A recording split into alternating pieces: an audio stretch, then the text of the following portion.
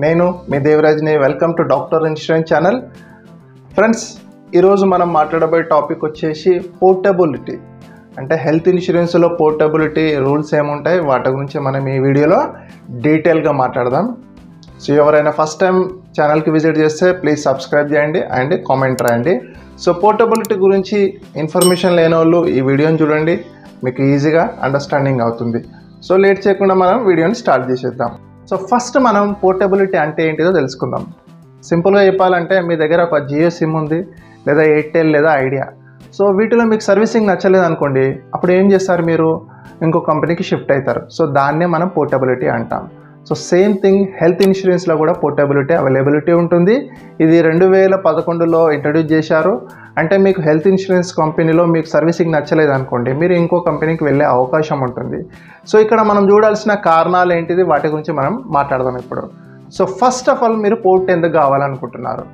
So why అంటే మీరు ఒక కంపెనీ నుంచి ఇంకో కంపెనీకి ఎందుకు మారాలనుకుంటున్నారు అనేది క్వశ్చన్ మీకు రావాలి. ఫస్ట్ ఆఫ్ ఆల్ నేను కొన్ని మీకు కారణాలు చెప్తాను.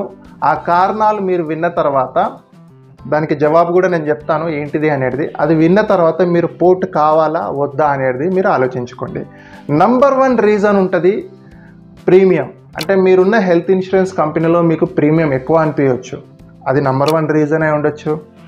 Number 2 features and benefits. అంటే మీరున్న హెల్త్ ఇన్సూరెన్స్ కంపెనీలో మీకు ఫీచర్స్ అండ్ బెనిఫిట్స్ అంతా బాగా నచ్చలేదు, వేరే హెల్త్ ఇన్సూరెన్స్ కంపెనీలో ఫీచర్స్ అండ్ బెనిఫిట్స్ ఎక్కువ ఉన్నాయి, అది రెండోది ఉండొచ్చు.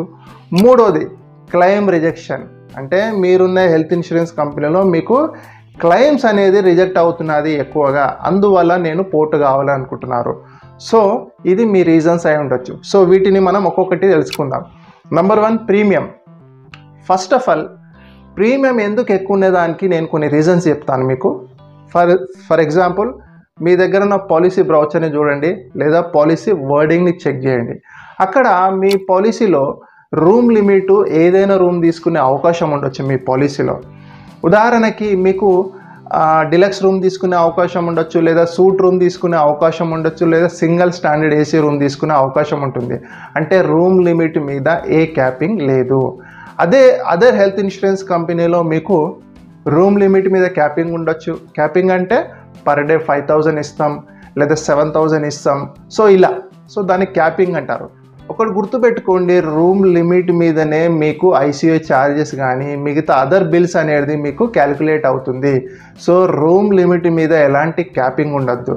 సో ఇక్కడ గుర్తుపెట్టుకోవాల్సింది, రూమ్ లిమిట్ వల్ల మీకు ప్రీమియం అనేది పెరుగుతుంది తగ్గుతుంది, ఇది ఒకటి ఉండొచ్చు.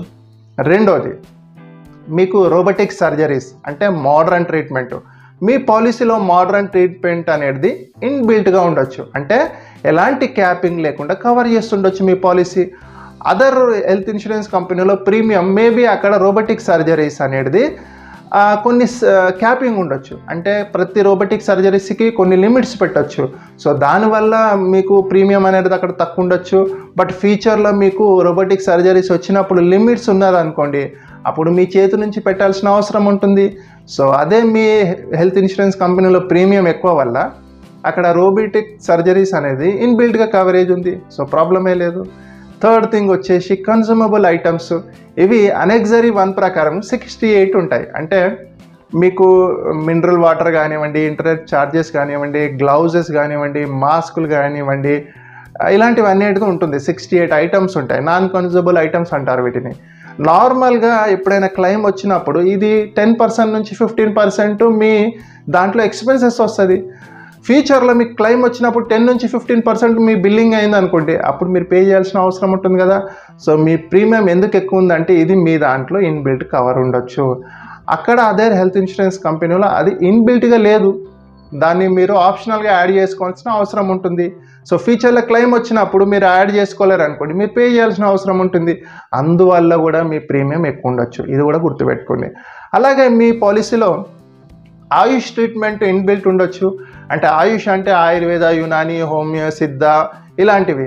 సో అది కూడా మీ పాలసీలో కవర్ చేస్తుంటుంది, ఎలాంటి లిమిట్స్ లేకుండా కవర్ చేయొచ్చు. అదర్ హెల్త్ ఇన్సూరెన్స్ కంపెనీ దాంట్లో లిమిట్స్ ఉండొచ్చు, అంటే ప్రతి దానికి లిమిట్స్ పెట్టి అక్కడ మీకు పాలసీ ఇవ్వడం జరుగుతుంది, అందువల్ల ప్రీమియం తక్కువ ఉండొచ్చు.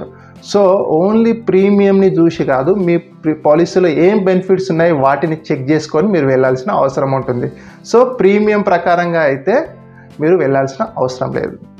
Second, features and benefits.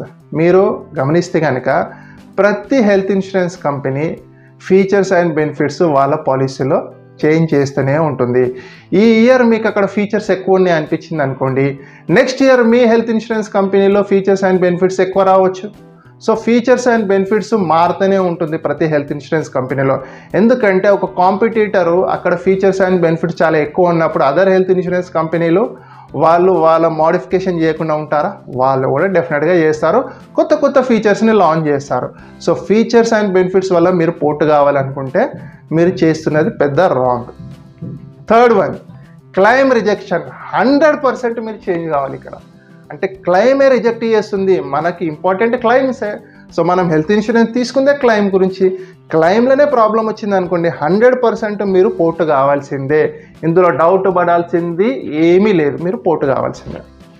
ఇక్కడ దాకా మీకు కారణాలు అనేది తెలిసింది అనుకుంటా. మీరు ఎందుకు పోర్ట్ కావాలనుకునేది మీరు ఫస్ట్ చూడాల్సినవి ఇవి మెయిన్ ముఖ్యమైన పాయింట్స్.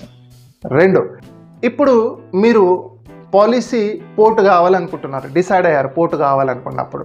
సో అప్పుడు మీకు ఏమేమి లభిస్తాయి అంటే, ఫస్ట్ ఆఫ్ ఆల్ అన్ని హెల్త్ ఇన్సూరెన్స్ కంపెనీలో కొన్ని వెయిటింగ్ పీరియడ్స్ ఉంటాయి. కొన్ని 24 months వెయిటింగ్ పీరియడ్స్ ఉంటాయి, కొన్ని 36 months వెయిటింగ్ పీరియడ్స్ ఉంటాయి. మీరు తీసుకొని ఆల్రెడీ 6 years అయిపోయింది పాలసీ, మీ పాలసీ వచ్చేసి 10 lakhs rupees, మీరు ఈ వెయిటింగ్ పీరియడ్స్ని అన్నిటిని దాటేశారు. సో ఇప్పుడు మీకు ఎలాంటి ప్రాబ్లమ్స్ లేదు, క్లెయిమ్ వచ్చినప్పుడు మీకు అన్నిటినీ గురించి క్లెయిమ్ ఇవ్వాల్సిందే. సో ఇప్పుడు మీరు పోర్ట్ చేస్తున్నారు కాబట్టి అక్కడ ఆ హెల్త్ ఇన్సూరెన్స్ కంపెనీ కూడా మీకు day 1 నుంచి వీటన్నిటిని కవరేజ్ ఇస్తుంది. ఎలాంటి వెయిటింగ్ పీరియడ్స్ అనేది ఉండదు. నంబర్ 1. నంబర్ 2, ఇంకొకటి, ఇప్పుడు మీకు ఈ 6 yearsలో లేదా 5 yearsలో మీకు ఏదైనా బోనస్ వచ్చి ఉండొచ్చు. అంటే మీరు ఎలాంటి క్లెయిమ్ రాలేదు, హెల్త్ ఇన్సూరెన్స్ కంపెనీలు కొన్ని బోనస్ ఇస్తాయి అందరికీ. సో కొన్ని కంపెనీస్ 20% బోనస్ ఇస్తాయి, కొన్ని కంపెనీస్ 50% ఇస్తాయి. ఎగ్జాంపుల్గా ఒక 5 lakhs rupees మీకు బోనస్ వచ్చింది అనుకున్నాం. మీరు పోర్ట్ అయినప్పుడు ఆ బోనస్ అనేది మీకు లభించది.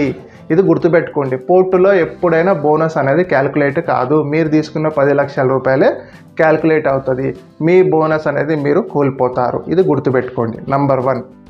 నంబర్ 2, మీరు తీసుకున్న పాలసీలో ప్రీమియం డిఫరెంట్గా ఉండొచ్చు. ఇక్కడ న్యూ కంపెనీలో ప్రీమియం అనేది డిఫరెంట్ ఉంటుంది. సో యాజ్ పర్ కొత్త కంపెనీ రూల్ ప్రకారంగా అక్కడ ప్రీమియం క్యాలిక్యులేట్ అవుతుంది. నంబర్ 3, మీ దగ్గర ఆల్రెడీ పాలసీలో ఫీచర్స్ అండ్ బెనిఫిట్స్ డిఫరెంట్ ఉండొచ్చు. అదర్ కంపెనీలో కూడా ఫీచర్స్ అండ్ బెనిఫిట్స్ డిఫరెంట్ ఉండొచ్చు. ఇది కూడా మారుతుంది. అండ్ ఇంకొకటి అతి ముఖ్యమైనది గుర్తుపెట్టుకోవాల్సింది ఏంటిది అంటే, మీరు ఇక్కడ పోర్టబిలిటీ ఫామ్ నింపుతారు, అలాగే న్యూ ప్రపోజల్ ఫామ్ కూడా నింపుతారు. నింపాల్సింది ఏమేమి ఉన్నాయంటే, మీకు ఇప్పుడు పాలసీ మీరు ఫస్ట్ తీసుకున్నప్పుడు మీకు ఎలాంటి హెల్త్ ప్రాబ్లమ్స్ లేవు అప్పుడు. బట్ ఇప్పుడు హెల్త్ ప్రాబ్లమ్స్ ఉండొచ్చు కదా. మీరు తీసుకున్నప్పుడు 6 years లోపల ఎలాంటి హెల్త్ ప్రాబ్లమ్స్ లేదు కాబట్టి మీరు ఫస్ట్ పాలసీ తీసుకున్నారు. బట్ ఈ 6 years లోపల మీకు థైరాయిడ్ రావచ్చు, బీపీ, షుగర్ ఏదైనా ఉండొచ్చు, లేదా సర్జరీ కావచ్చు. సో వాటి డీటెయిల్స్ ఈ ప్రపోజల్లో కంపల్సరీ 100% మీరు నింపాలి. ఎందుకు అంటే, మీరు ఇప్పుడు న్యూ కంపెనీకి షిఫ్ట్ అవుతున్నారు, వాళ్ళకి మీ డేటా అనేది ఏదో తెలియదు. సో అందువల్ల మీకు ఏదైనా హెల్త్ ప్రాబ్లమ్స్ ఉన్నాయి, ఏదైనా ఆపరేషన్ జరిగి ఉండొచ్చు, లేదా ఏదైనా మెడిసిన్స్ యూజ్ చేయొచ్చు. వీటన్ని డీటెయిల్ కొత్త హెల్త్ ఇన్సూరెన్స్ కంపెనీకి మీరు ఇవ్వాల్సిన అవసరం ఉంటుంది. వాటన్నిటిని పరిశీలించిన తర్వాత వాళ్ళు మీకు పోర్టబిలిటీ చెయ్యాలా వద్దా అనేది వాళ్ళు డిసైడ్ చేస్తారు. ఒకవేళ మీరు వీటన్నిటిని ఫిలప్ చేయకుండా మీకు హెల్త్ ప్రాబ్లమ్స్ ఉండి అలాగే ఏమి ఇన్ఫర్మేషన్ ఇవ్వకపోతే ఫ్యూచర్లో ఏదైనా క్లెయిమ్ వచ్చింది అనుకోండి, 100% రిజెక్ట్ అయిపోతుంది. సో అందువల్ల ఆ మిస్టేక్ చేయకండి. ఒకవేళ మీరు అక్కడ హెల్త్ ఇన్సూరెన్స్ కంపెనీ, పాత హెల్త్ ఇన్సూరెన్స్ కంపెనీలో మీరు అంతకుముందుకు ఏదైనా హెల్త్ ప్రాబ్లం గురించి మెన్షన్ చేయకపోయినా అట్లీస్ట్ ఇక్కడనైనా దాన్ని మెన్షన్ చేయండి, క్లియర్గా ఉండండి. అప్పుడే మీకు ఎలాంటి ప్రాబ్లం అనేది ఫ్యూచర్లో క్లెయిమ్ వచ్చినప్పుడు రాదు. ఇది గుర్తుపెట్టుకోండి. అండ్ మీరు న్యూ ప్రపోజల్ ఇస్తారు, ఇక్కడ న్యూగా పోర్ట్ అవుతున్నారు కాబట్టి ప్రతి ఒక్కటి ఇన్ఫర్మేషన్ వాళ్ళకి చేరాల్సిన అవసరం ఉంటుంది. సో ఇది పోర్టబిలిటీకి నా నుంచి ఒక చిన్నపాటి ఇన్ఫర్మేషన్. సో ఈ వీడియో మీకు నచ్చితే లైక్ చేయండి, షేర్ చేయండి. Thank you. నమస్తే.